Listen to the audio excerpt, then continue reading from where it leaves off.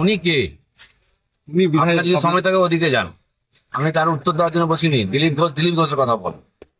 আমি অথরিটি নাকি উত্তর দেওয়া? যার মনে কষ্ট আছে বলুন, যেখানে বলবে। আমি কেন বলতে যাবো? দিলীপ বাবুর মিছিলে আমাকে কেন ডাকবে? আমাকে কেউ ডাকেনি। আমাকেও ডাকা হয়নি। আমি এখানকার প্রাইমারি মেম্বার পার্টির, এখানকার ভোটার, তাই আমি এখানে ছিলাম।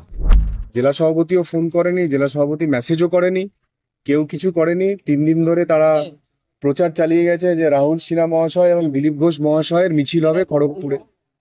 সেখানে ওনারা মনে করেন না যে খড়গপুরের বিধায়কের কোনো গুরুত্ব আছে। আমি এখানকার ভোটার, এখানকার প্রাইমারি মেম্বার, এখানকার অ্যাক্টিভ মেম্বার। সেই জন্য আমি বলেছিলাম এখানে আমি থাকবো। আমি এসছি, কি কাকে ডাকলো না ডাকলো এটা আমার দেখার কাজ নেই। জেনারেল লোকরা বলতে পারবে। আমার পাসপোর্টটাও খড়গপুরের, আমার ভোটার আইডি কার্ডটাও খড়গপুরের।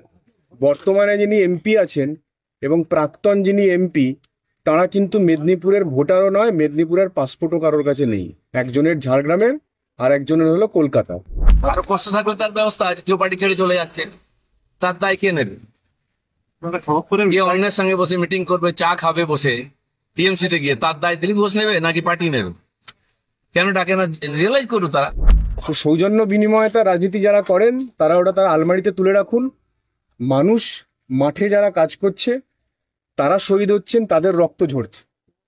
আর যিনি বারবার বলছেন যে মমতা ব্যানার্জির কোনো দোষ নেই, মমতা ব্যানার্জি নিষ্কলঙ্ক, এই যে এতগুলো মানুষ যারা জেল খাটছে, এই এতগুলো ছেলে বাইরে আছে, তাহলে এরা কার জন্য হচ্ছে? দিলীপ ঘোষ প্রকাশ্যে চৌরাস্তায় দাঁড়িয়ে কথা বলে, মুখ্যমন্ত্রীর সঙ্গে হোক, মেম্বারের সঙ্গে হোক, পার্টি মেম্বারের সঙ্গে, রাস্তায় দাঁড়িয়ে রাজনীতি করে।